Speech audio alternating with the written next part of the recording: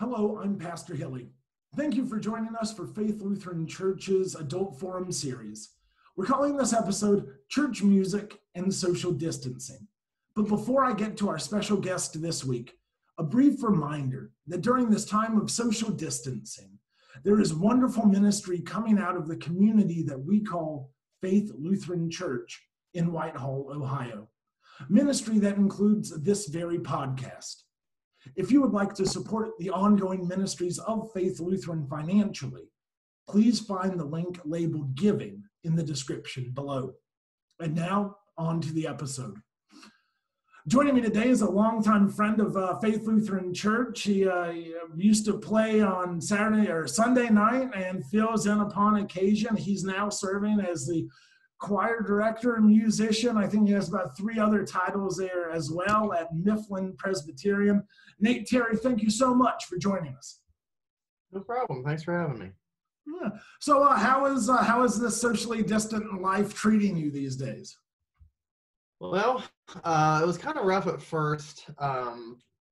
When all this kind of started, I was like in the middle of, March and December are normally some of my busiest times of the year because March is like right when everybody wants to do their, a lot of high school concerts, a lot of concerts at Capitol that I was playing for, and I had like 4 musicals and like 5 or 6 recitals, and they all got canceled within, 2 or 3 days, and I was like, all right, I don't really know what to do, but I'm still working at Mifflin. And other than that, I've actually been just kind of doing things I wouldn't normally do. I've been playing golf about every other day. I've been playing basketball a little bit, writing a lot. I'm trying eventually to start a publishing company under my name, so getting some music out there, and it's actually been kind of cool to be able to dedicate 4 or 5 hours a day to working towards a goal that I normally wouldn't be able to do in regular time. It's pretty neat. So overall, I think I've adjusted to it pretty well. It's very, very different than, going to 3 or 4 schools in a day. It's going to Target for 20 minutes for the whole week, but yeah, different. I kind of like it. Yeah, that's a question that I've asked everybody, and you've already answered it. I'm like, what are you doing with all your free time? But it sounds like between basketball and golf and publishing and knowing you practicing still probably multiple instruments every day, like I'm sure you're not at a lack of things to do. No, I've actually been over at Mifflin quite a bit. Luckily I'm actually just the organist and the pianist at there. We have a choir. We have a separate choir director, and then we have a contemporary leader, and they're husband and wife, and they have 2 kids. And of course, we've been around each other this whole time, so we're some of the only ones that are in the church. But we've been over there. We've been writing stuff. We've been playing basketball. We've been like rearranging some stuff in the sanctuary.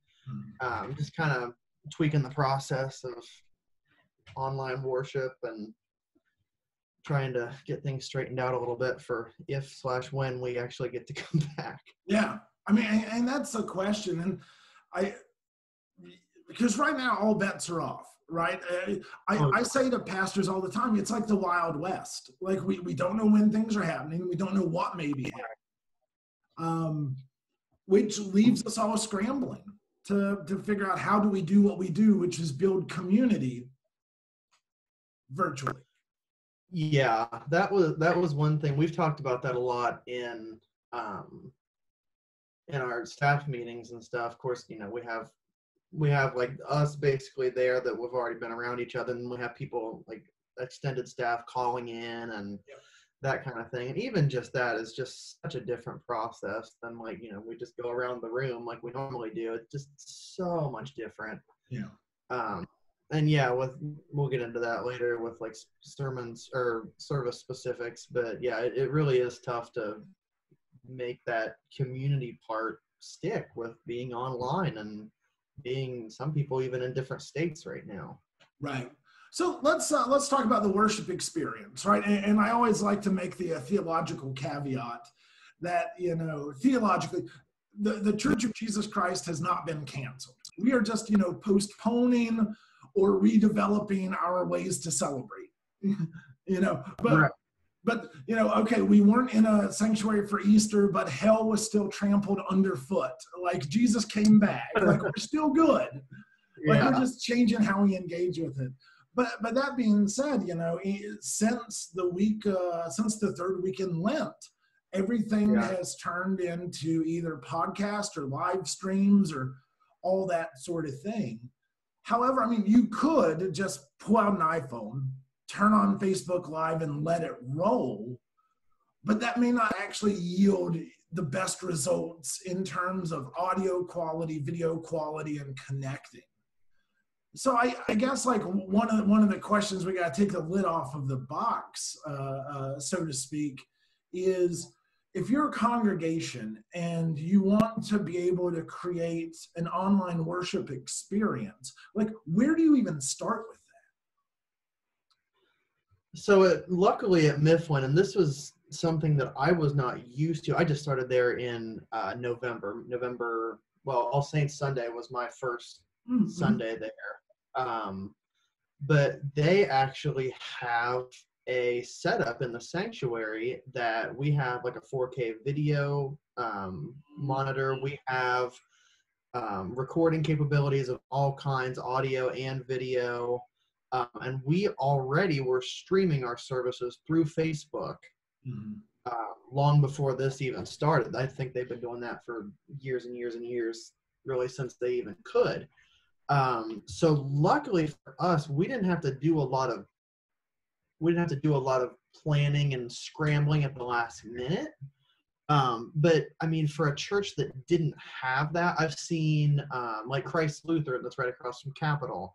They're doing their services from, like, they actually have somebody editing all of their videos, but like the organist goes to the church and he plays through stuff and he videos each one separately, and then somebody does the reading, and then they basically they fit everything together so it's in the order that people are used to. That's the other thing that you talked about, like you could just get on Facebook Live and stream it. Two main problems I would see with that is, one, if it's not in the same order, services are very order driven for the most part, and if that's not part of the service, that throws people off for a while, and it kind of takes away from what we're used to and how we learn best, I guess. And two, the connectivity and stuff, the organ is one of the hardest instruments even we've found to record. And when you've got it going through a mic and then through a computer and then through, like, if you're on your phone or your iPad or something and you don't have like the best speakers, it just sounds terrible. Right. And it's just not, it takes away from that. So really and truly, if you were not equipped for that, you would have to get a good camera with video recording capabilities. You have to have a good microphone. You have to have somebody who knew about technology. I mean, luckily our contemporary worship leader is a genius at that stuff. So he takes care of, like, he schedules the cameras to come on right at 10:30. Even if he's not there, it just automatically goes live. And I mean, that we have been very fortunate in. But yeah, it would take somebody with a lot of know-how and probably a couple $1,000s to throw at it if you didn't have any of that starting out. Right. I mean, because and I'm thinking about from an orator, from a preaching perspective, if I'm mic'd, then it's running through the soundboard. But our organ doesn't run through our soundboard. I mean, I'm pretty sure, so it's just kind of like, to record the best audio for the pastor, you're talking about recording a channel off of a soundboard. Recording an organ, you're talking about an entirely different style of recording. And then the video editing for that, of trying to match all that, so mouths and sounds are happening at the same time. I mean, editing's a full-time job. It really is, and that's why we're lucky too that it all just kind of feeds into the same thing. But yeah, you have to line every single one of those up perfectly. You have to compress it because the organ makes sounds that are too low and too high for Yep. computers to process without it sounding, extremely distorted. So what we have a really big sounding board in the back, and I don't know all the details of it, but it's got like 20 channels. So the organ actually we have like little drop down mics, and I think you guys have them for the choir. Yep. That's what we primarily use them for, but it will pick up most of the organ, and then every single person has their own, either like the pastor has a headset, and then Kate and Tim, the choir director and contemporary director, have their own mics, and then there's a mic inside the piano also. Oh wow! So okay. we can split them up, and we can adjust on the fly depending on what we're doing. But like I said, if you don't have all those capabilities, one mic cannot pick up that crazy array of sounds.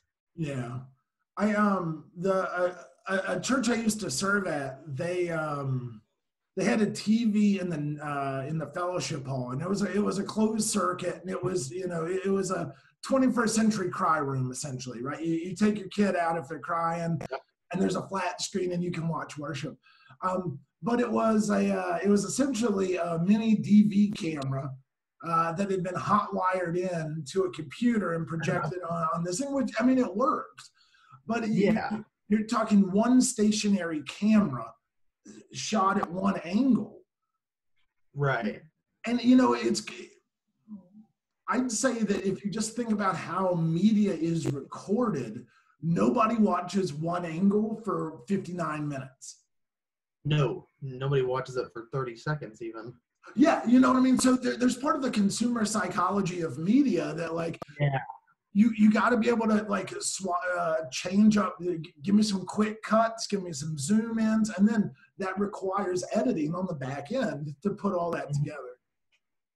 We've talked about so luckily we have one in the balcony that shines, like it can see everything on basically like where everything rises up.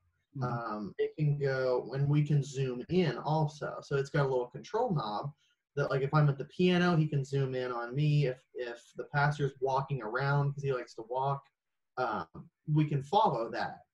And because the other thing that we looked at it, we always watch them after we're done. And the first one, we realized, like, if the camera just stays right here, you've got 40 or 50 yards between what the camera starts at and where you are. It seems really distant, which again takes away from that idea of closeness, fellowship that goes with, that's just kind of hand in hand with church services. So we've kind of like when we're still doing a Wednesday night service also. We just got by popular demand, basically people kind of wanted to see something else to break up their week. So we just kept it going after Lent. But like the pastor walked all the way down to the table so that he's closer, a little bit more eye contact with the camera, which is really awkward. You never know where to look. You don't know. Where it's just so different. But yeah, if it's not done carefully and, like, for lack of a better term, it gets boring to watch too, which it's sad to say because it's church service, but it's just a completely different experience. So yeah, you're totally right on that. You know this about me. I'm a lifelong pro wrestling fan, and for 2 months now, I was going to work pro wrestling into this conversation somehow. Oh yeah. For the past 2 months, Wednesday night or Friday night and Monday night for WWE, they're doing live matches in empty arenas. And it's the creepiest thing because, a wrestler comes down the stage, stands in the ring, and then gives a speech to no one. Nobody. It's so weird. It is the weirdest 2 months now, and it's still, I'm like, you just need to cut this part out. Like, we don't need it, Right. There was a golf tournament a couple years ago that I don't know if it was because of like some kind of hurricane or something, but they didn't let fans out onto the golf course. This was on PGA Tour, like I think it was a congressional or something. But like the players would hit shots, and they're used to people yelling afterwards and stuff, and there was nobody there, and the cameras would pan across it, and the players, were just waving out to absolutely nobody, and like taking a bow and stuff, and it's just so creepy to watch. It is. It's very unsettling. And like, I was upset because they canceled March Madness too, but I thought, could you imagine like the championship with nobody there? Yeah. All you could hear are sneakers and dribbling. Yeah. Like that, I don't know. That would kind of take me out of it for a while. Well, that's and the same thing in the church services too, playing to nobody. Yeah. And that's the other thing, like that was why the NBA pulled it. They're like, we don't want to do that. Like that is not like, we will not perform at our best level and right. by ourselves. And I get that. I totally get that. So another part of this with the whole live worship reality, and I know with your background, especially with your publishing background, you can speak a lot more to this. It's one thing to pay for Sundays and Seasons, and you buy the hymnals, you use the hymnals in house. You buy Sundays and Seasons and the license like at Faith to project. Right. Right. First of all, I've heard that just to live stream, you have to get a special license. And then secondly, I would wonder, like, all right, I mean, like you take any given hymn, you take a Marty Haugen tune, and now we're broadcasting that on Facebook Live or Zoom. What's the back end? Like, that's a two-part question. Do you need a license just to live stream a broadcast in that capacity? And then what happens with your Sundays and Seasons licenses? Yeah, I don't know as much. I'm kind of trying to figure that out myself as I go through, like, what public domain versus not public domain, because like, Beautiful Savior has been around for what, 400 years now, right? So nobody cares. But like I have an arrangement of the Hymn of Promise, so she published that in 1987. Mm-hmm. So that is well under copyright still through Hope Publishing. My understanding and kind of the general rule that I think people use is, for the most part, if it's not being used for profit, it's okay. Kind of like the educational resources thing for schools. Okay. Like if it's not specifically being used for profit, then normally nothing will happen. But it's different with music than it is with, like if you use a text, like if you read a poem in church or something, or you use a text. Right.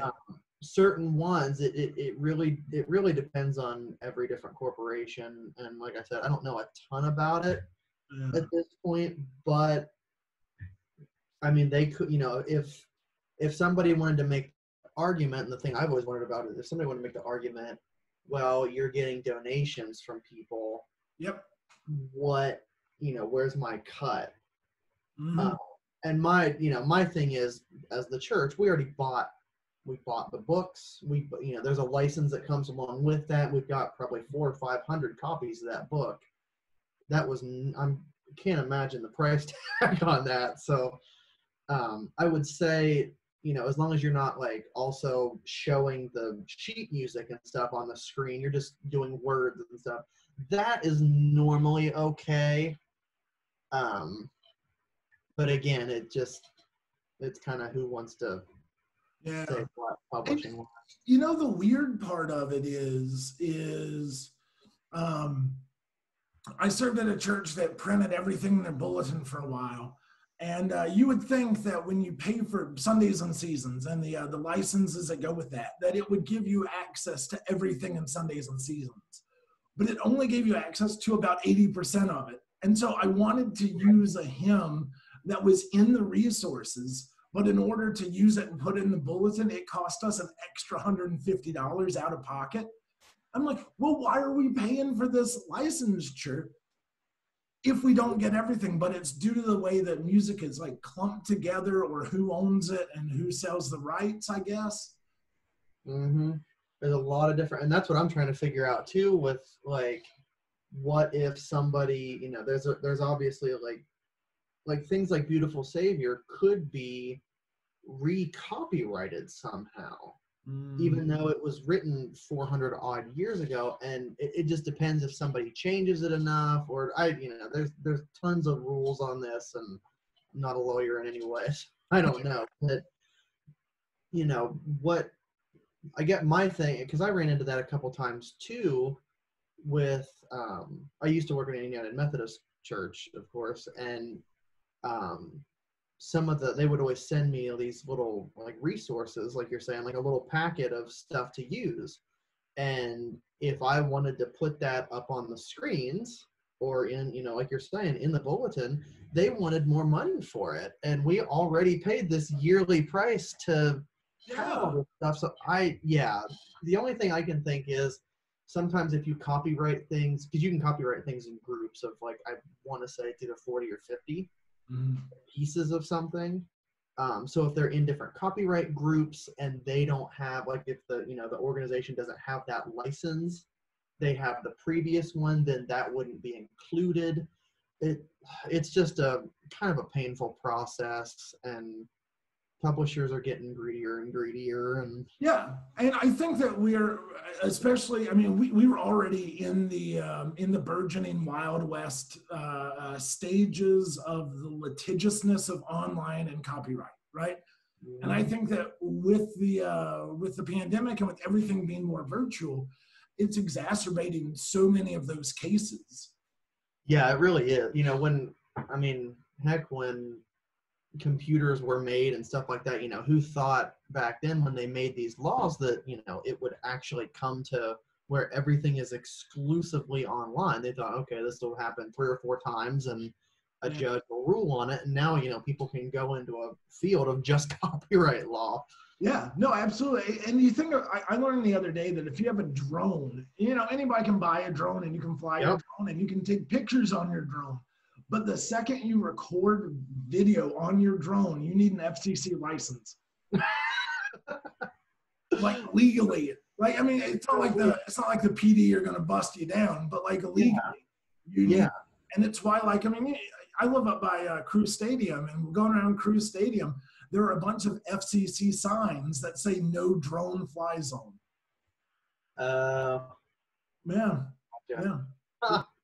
Yeah, and so I have a buddy who's a cinematographer for the Army, and I told him, I was like, I'm gonna get a drone, and he goes, you better get your FCC license, man. He goes, they could crack you if they wanted to, and I'm like, who would have thought of that? Yeah, something you can buy for $50 on Amazon could get you $2,000 fine. Exactly. Because I was thinking, I was like, man, I'll tell a story. I bought one, because it was like $60. And, in the front of Faith, we have this beautiful stained glass window. Yeah. And I wanted to get a slow-mo video of the drone going up the window. Because I just think that would be a really cool video. That'd be, it'd be like 20 seconds, and here's the big window, and then it backs up, and you can see the whole thing. Yeah. So I get this drone, and all right. And so my first bad idea was that I turned it on in my office, which is all right. That's on me. So I turn it on. It raises up off the ground. Papers are flying everywhere. And it rams itself into my bookshelf like 3 times and then flips over and is spinning around on the ground. And I'm just sitting there like, I just wasted $70. Like, this is the worst thing. So I turned it off and I took it outside. And, it's probably that I have the $70 one, but you hit the button and it doesn't go up. It goes up and out. So every time you turn it on, you have to run after it. And I'm like, I'm going to get hit by a car. I'm going to get hit by a car right there on Elm or Collingwood. One of the two, I'm going to get hit by a car. All I wanted was a video of the stained glass window. That's all I wanted. I think you might have to drop a little more than $60 to get one that actually holds still. Yeah. So, okay, you've mentioned this a little bit. The worship experience coming out of Mifflin is kind of edited and put together. So, but like, walk me through that. What does your Sunday look like? Are you recording your own video? Or are you guys on a timeline? Is part of it done in real time, or is it all recorded and then emailed out? So actually, everything we do is in real time now. We still, I mean, we still print out bulletins for, just so we have our order of worship basically. Yeah. And then I think we send those out through email, like as a kind of a email blast to the whole church. Mhm.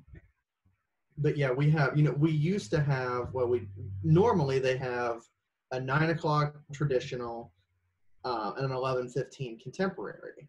Mhm. And we would live stream both of those. And now we've just said, for now we're just doing one, and we're kind of doing a blended type of service. We start right at, I mean, if you can log in obviously on Facebook and see it later on, because it becomes its own video, but it is actually live streamed in real time at 10:30 on Sunday morning. Oh, wow. So how many people are in the room during worship? We have, luckily our sanctuary is huge, so we can all stay well apart. And we normally have, of course, the pastor, pastor's wife, and she's been serving as like liturgist right now. Mm. They sit together, and then I'm at the organ, and then Tim and Kate who are singing, and then we normally have either one or two people in the back that are doing soundboard, that are clearing the. Okay. So we normally have between 6 and 8. Okay. In there. Sometimes less for Wednesday nights. Sometimes we only have 3 or 4. Mm-hmm. But that's, we've got the system in place, and we just pretty much have to go live, and we're done. So it doesn't really take that many people.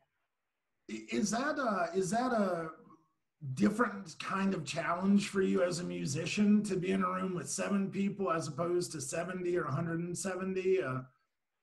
It's different. But Easter, it was really, really weird because, every organist plays the Vita or Toccata on Easter morning, and there's normally, 200-300 people in the room, and there was nobody. Yeah. It was just so weird to end that and look out, and like it actually rang in the room, and like nobody was there. But I've been trying to tailor like my sounds a little bit. Of course we talked about the feedback that you can get from, listening to it on a bad device, or like how it kind of louder sounds will sound really distorted, and higher sounds will sound really distorted. So changing registrations on the organ, nothing too high, nothing too low, making sure that I don't like blast the sound to where it's too loud for it to pick up. Oh yeah. Trying to balance out, what I hear in real time, basically when I'm there, is not even close to what I hear in the recording. And I've found that like I have to play a lot louder in the top part, but a lot quieter in the bottom, which is normally the opposite of how I play.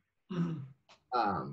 So it's just kind of retraining myself to not necessarily think about what I'm hearing, but think about what's the final product of it. That's really the hardest part, I think, is doing that. And especially for the singers, like, when you take a breath, you don't really notice it. Nobody hears it. If you take a breath in a microphone that's right here, it is louder than the talking.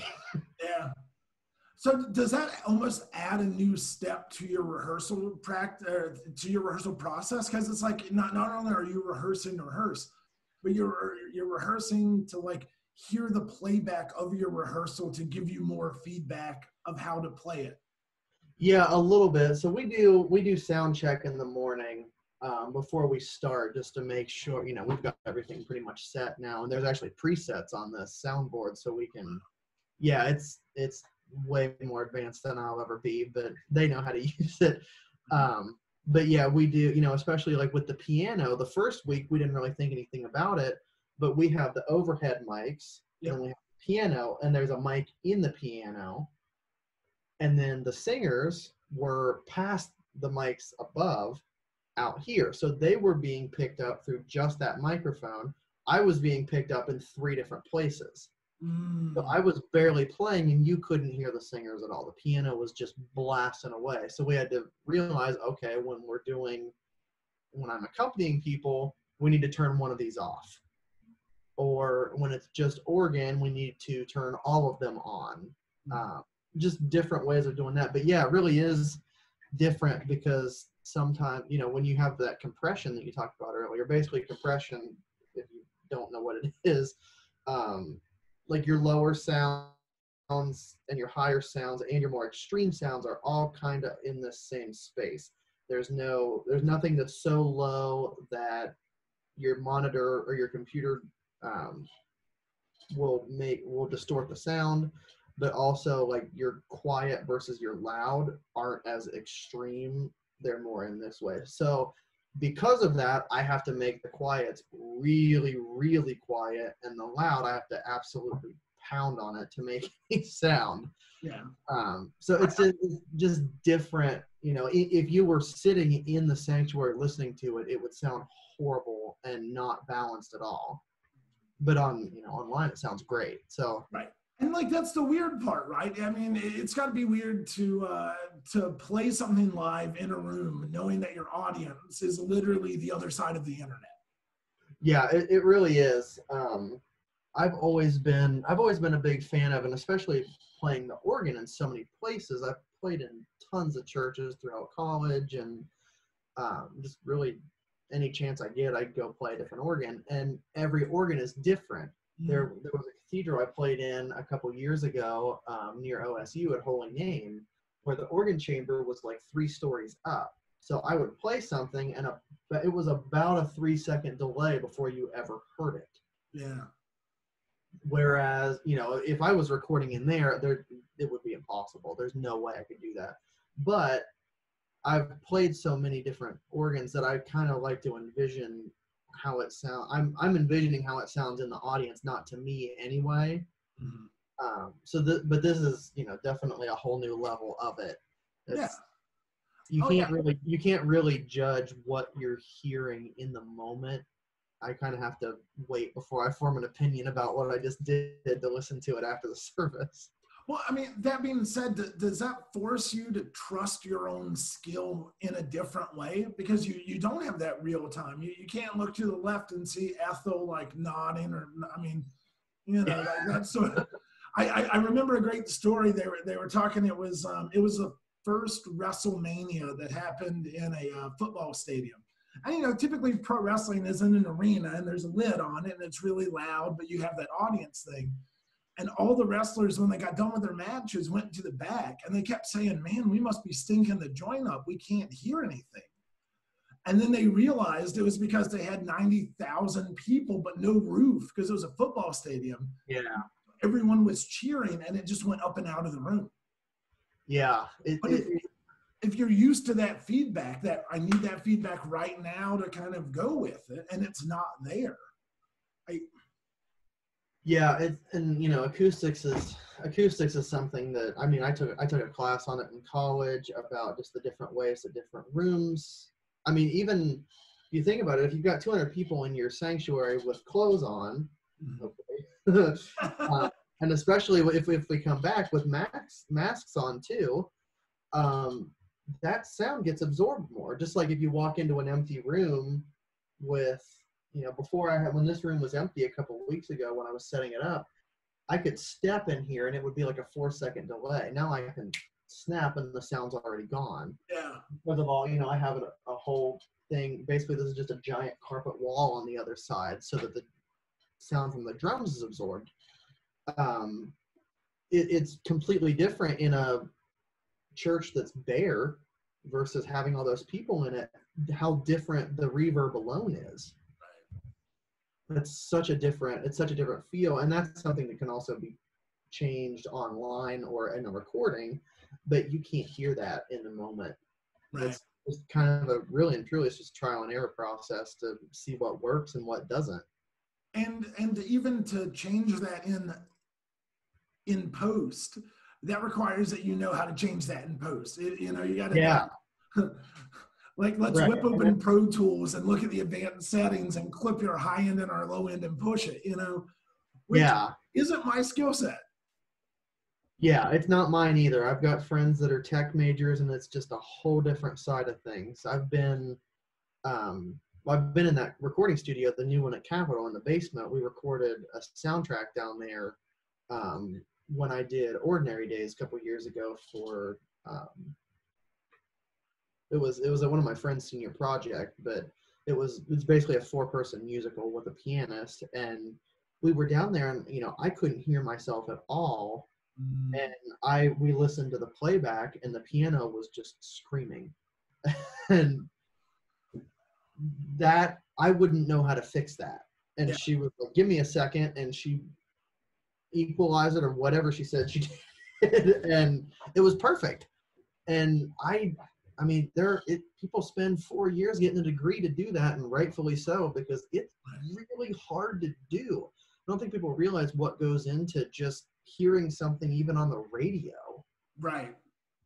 Got a friend that works at a radio station here, and he said it takes, he goes in at like 3 a.m. to edit things that don't air for 3 more hours because it takes that long. Oh, yeah. Do you remember 1996, 97, there was a one-hit wonder, The New Radicals. The song was You Only Get What You Give. Okay. I was going to say, I would have been just born. The hook in that song was later used in a Katy Perry and Firefly. It's that kind of little guitar riff. Yeah. Yep. Yeah. So that guy, Greg Alexander's his name, brilliant musician, didn't want to tour. Had his one hit, made a whole bunch of money. He got a job being the EQ guy for the Now That's What I Call Music CD series. They paid that guy 6 figures to make sure that all 12 tracks came in at the same level. Yep. That's good money if you can get it, man. Yeah. Yeah. Yeah. It's weird that, like, something, it's almost like being the bassist in a band. Like, you can tell you're a good bassist if people don't know you're there. Yeah. And it's the same thing with that. Like, people think music sounds terrible even if it's just unedited. And you listen to it on a recording, and with the right person doing the tools, it sounds like $1 million. Yeah. And there really is something to that. There really, really is, especially if you listen to, and I talked to the cast about this when we were recording that, was if you listen to, like, I don't know, 1980s, like the 1980s version of the Pirates of Penzance. Mm-hmm. I did that show a couple years ago with a company in Columbus, and the recording is pretty much just what they heard is what they got. They just put some mics in the audience, and that was it. And it doesn't sound good. It sounds almost worse than if you were there. And now if you listen, you get on Spotify and you listen to like Hamilton or Dear Evan Hansen or some newer musical, it sounds fantastic because they all have their own sound booth. They all have, they're all on a click track. Everything is just perfect. Yeah. And that is, it really takes so much skill to be able to do that, to coordinate all that, to equalize everything. I mean, you have to know more than I ever want to know about sound waves to be able to do that. And I think that what we're going to see is we're going to see people with those skills. Once, I'm not even going to say we get back to normal. Once we can be in public again, right? Yeah. I had a conversation with a funeral director in town, and he was talking about how for memorial services and that sort of thing, there are only 10 people allowed in the chapel. Mm-hmm. And so you're seeing more people at the graveside because it's outside and there's more room and everybody can stay in your car. Yeah. So the question with that is, well, who owns the PA? Is it the cemetery or is it the funeral director? And depending on which one, it would make more sense for the cemetery to own the PA system. But now our cemetery is going to have to hire sound guys. Yeah. Because suddenly you have a crowd of 40 people who are all 6 feet apart. Right. Yeah, that's a good point. I haven't done any weddings that I know of has either been like, a crowd of 4 or 5, or they're just postponing them until next year. A lot of I know Tyler's sister's getting married and they're allowed to push it back, but they can't cancel it because of, like, they already put the deposit and stuff in that place. That's just their contract. And I think a lot of places are working like that. Yeah. Yeah. for outside, like what are you supposed to do? And we threw around the idea of outside worship too. Mm-hmm. And we thought, well, it's going to be harder to reach people sound wise. We have to buy a keyboard that's good enough for me to play outside. We have to lug it back and forth. We have to set up all these wires and stuff. If it rains, we ruin it. Yeah. Like, is that going to be worth it? Is that going to, and you know, if you don't already have the resources that we do, it might be. If you don't have a huge 400 member church, it might be. But, you know, for your bigger places, it's not worth it yet. If you do that, right, even if you're playing a keyboard outside with a good rig around it, you probably need to get some kind of AM FM transmitter so people can tune in and that sort of thing. And then, like, are you playing to be traveling music, or are you trying to lead a hymn? Because if you're going to lead a hymn, how do people see and follow along the hymn? Exactly. And, you know, the thing is with radio is even if there's a split second delay between what I'm playing and what's coming through, it's going to be a train wreck. Oh, yeah. I didn't even think. You're right, though. Because they'd be able to hear it from me and they'd be able to hear it from the radio. And if those don't line up exactly, it would just be an absolute mess. Yeah. But, I mean, there are churches that have been doing that. Some places have been successful with it. I heard a couple stories about that down in Texas that they're doing that. We also don't really have the parking lot to be able to do that. Oh, yeah. We have a very large sanctuary, but parking, there's no way we could do that. We're right in the middle of Gehenna. Right. So just thinking about other parts of church life, have you heard any conversations with the choir members, choir director? Like, are you guys, because I know that for us at Faith, because of the time of year it is, choir wouldn't meet in the summer anyway. So we're just kind of like, we're sliding by. But, you know, there have been these reports that public singing could be one of the worst things. Deep breathing, projection, that sort of stuff. Plus, like, you know, if choir shows up and has a choir meeting, now we have to disinfect where they met, every bathroom, yada, yada, yada. I mean, what kind of conversations are you seeing in that arena? So I've been getting it from, of course, I work at part-time at the School for Girls in the choir department, Mifflin, obviously, and then I'm part of the Facebook Organist Association, and a lot of those guys double as choir directors too. And really what the consensus is right now is there is not going to be congregational singing the rest of this year at least. Which also then poses, you know, we talked to some of our members to see like how would you feel about that? Right. And they said, in all honesty, since we can see it online and we can sing together at home, we'd rather keep it the way it is than go there and not sing. You know, you can't greet one another. And again, that goes back to the fellowship part of what we talked about earlier. Yeah. That's a huge part of that. Hymn singing, I mean, along with, you know, the liturgical teachings that obviously a lot of hymns have, and that's why we use them. Right. The fellowship part's a huge part of it. Singing in a group of 200 people, that does not happen really ever in a church.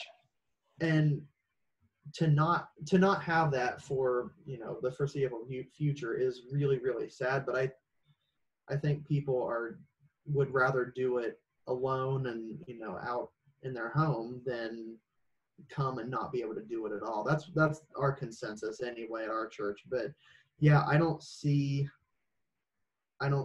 really personally, I don't think it's a good idea to have singing and, you know, group meeting and stuff like that, and really until this is legitimately under control, which I don't think being anywhere in the near future. And the other thing real quick was I thought about, okay, if we go back to school, what are the extra, you know, what are considered your specials in lower elementary, and what are your ensembles and stuff in high school? What are you supposed to do? Yeah. If we somehow go back to school next semester and nobody can sing. All the choir concerts are done. I mean, the choir sings at every single event at CSG. Like, it's a huge part. Choir sings, the band plays. You know, band's got spit flying everywhere. You literally empty spit valves. So, like, that does not seem likely to me that that's going to happen anytime soon. Well, you said something I'm still thinking about. If you would say to any congregational council, all right, here are two options. We can either do something with music in kind of an online arena, or we can stand in a room but we can't sing. Like, which would you pick, right? If you boiled it down to that binary of a choice, I wonder which way it would go. You know, and I'm sure, you know, everybody's gonna have a different answer, but yeah, man, because that's a tough one. I don't know which way I would pick right off the top of my head, you know. Yeah, and you know, I'm always the one kind of behind the organ anyway, so I don't. Yeah. It would be different for me, but you know, people are, even if you're just mouthing words and stuff, like, that's gonna really. Yeah. And the other, it's hard. You can, as much as we may want to, we can't dictate behavior, right? No. So if you, as the organist, start playing Amazing Grace, people are going to sing along, you know? Right. It's kind of like if you do the passing of the peace, and you do the passing of the peace, and you say, you are forbidden to do it any way other than verbal. And then let's pass the peace. And then the guy kisses his wife, and you're like, sorry, we're going to throw you out. We told you only verbally. I'm like, right. That's what we talked about too, was like, some people have been throwing the idea around of, you know, they're getting Nancy to come back to church. Yeah. And I was like, this is, first of all, it's way too early. But second of all, like, somebody asked a question last night even, what if somebody shows up without a mask? Like, yes, we are requiring it, but what if somebody shows up without a mask? Just like, you know, the governor's been saying to wear your masks and stay 6 feet apart. And I was at the grocery store the other day, and people came right up to you and right beside, you know. Yep. Not everybody's going to follow it. Right. And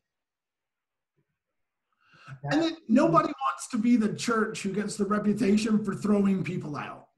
Right. You know, what do you do with that? You know, if you're throwing people out, and people are going to get upset about it, and regardless, whatever stance you take, somebody's going to get mad about it. But the bigger churches like that, I mean, you know, even like, we're not a huge church, but big enough that the other thing that we talked about last night was, if we normally have I think at the first service between 100 and 150. Mm-hmm. We don't have that many pews to fit people 6 feet apart and fit more than 30 people. So what if 40 people come to the door and we say, all right, the last 10 go back home, get on Facebook? Yep. Because if we open the doors, people are going to come. That's all there is to it. They're going to come. The other part of that, I really think just wait until we can do it right. The other part of this, and I haven't seen this number in as many in Ohio specific documents, but I know in other states when it talked about opening up public arenas for sports or social halls or that sort of things, it said that they were going to initially open at 25%. You know, because they wanted, you know, make sure there's seats on every side. So, you know, the seminary rule they give you for how do you figure out your occupancy in your sanctuary is you assume that there are 8 people per pew. Yeah. So, yeah, at Faith, in order to be 6 feet front to back, that we lose half our pews. You have to do every other. Then when you measure the length of the pew and you assume, okay, 6 feet on either side, that's 2 people per pew for 12 pews, which puts us at 24. Right. You know, but then there are all those variables that we're talking about that, you know, okay, that means 24 individuals who have had contact with nobody else. But suddenly, if you have a pew of 2 partners or spouses, now you have 4 people on that pew, and they're still in that, you know, they're still appropriately distant. Right. And we have separate, you know, what about a family of 6? Family of 5. Yeah, exactly. And so if they're in a pew, then you have to do the radius all the way around them. Yep. And yeah, that's what we talked about too. I mean, I couldn't imagine St. Luke's, the church that I was at before, our sanctuary might have been like 3/4 of the one at Faith.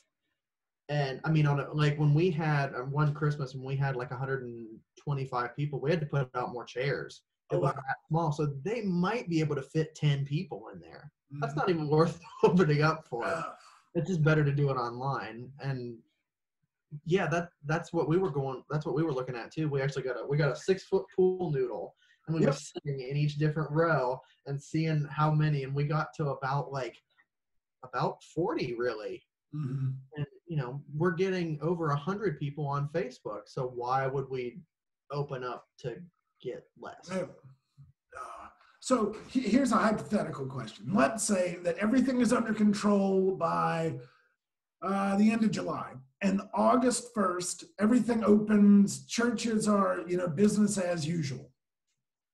The last time we had public worship was the third week in Lent. So we have missed Holy Week and Easter and the Ascension and Pentecost. Yeah. And now we're in the back 40 of the green season, right? What would you do for worship on that first Sunday if you're kind of given carte blanche? Like, do you just pick it up on that Sunday because you've been doing it online? Or do you try to figure out some way to be like, all right, how do we encompass the things that we've missed? Yeah, I think we would, at Mifflin, we would probably just pick up, where it is, because we've been following the liturgy anyway. Yeah. And we've had, most of our people most of them that are able have been doing it online anyway. Mm-hmm. But I know like St. Luke's isn't meeting right now. And what do you do? Are you guys meeting?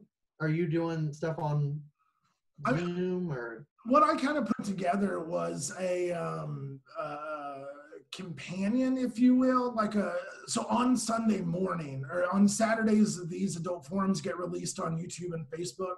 On Sunday, I do a video of the gospel reading and the sermon to make sure that, those parts of worship are still there. Yeah. Right. Not having the rig that other churches do. It's, it's kind of figuring out where we are. Right. Yeah. And I wondered that myself, like, how do you fit, I mean, even just in 3 hymns and a 15-minute sermon and 1 anthem, how do you fit in 4 months of lost time? And do you do a 2-hour service? Do you do, and then that'd be kind of brutal in itself, but I heard a rumor, and this is only a rumor, and I can't even give, it's not I can't, I won't even give my source for this, but there was a rumor at the ELCA Southern Ohio Synod office that there's the possibility, as soon as it is without a doubt safe and secure for everybody to do so, but to do a synod-wide Easter celebration whenever we can safely meet again, just so that the community at large can do the Easter thing. Which is kind of cool. It's kind of weird, but it's kind of cool. Here it is, Pentecost 14, and we're just we're all going to do Easter right now. That's what I was thinking. Like, what if that's in December, and we're like, all right, he's risen, and now he's born. In 2 weeks. Yeah, I mean, there's some weird stuff there. But again, who knows when?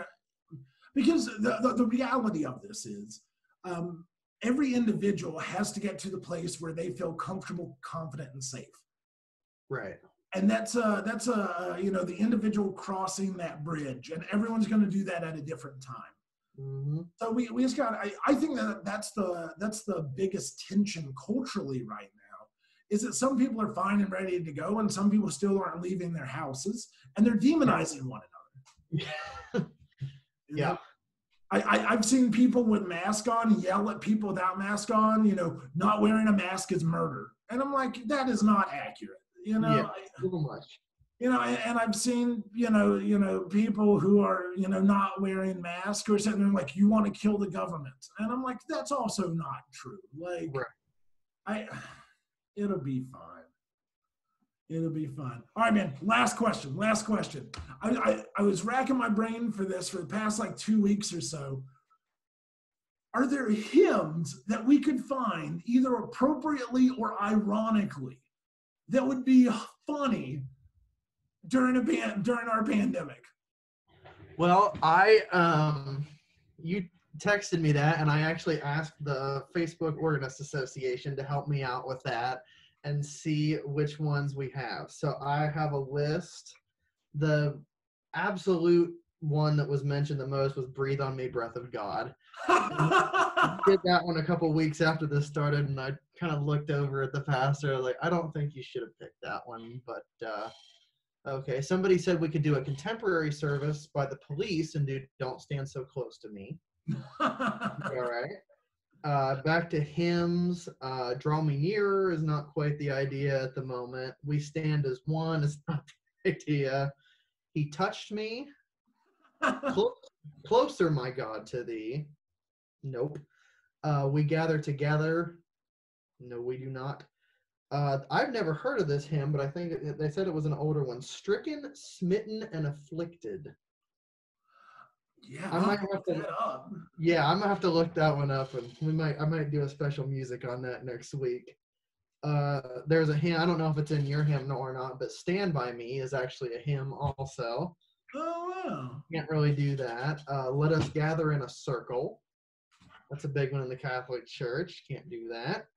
"Oh, for 1,000 Tongues to Sing," which is kind of ironic with the fact that we are not allowed to sing in church. "Take My Hand."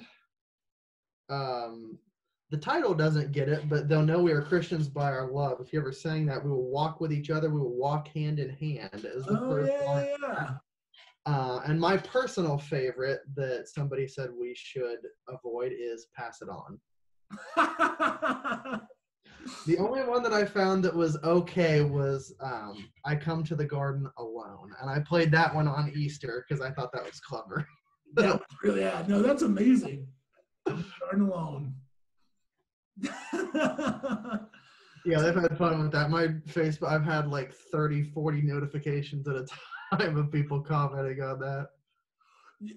I think that what you've just given us is if the Synod does a big, like Synod-wide, Synod Assembly style Easter worship, we should just petition that those be all the distribution hymns.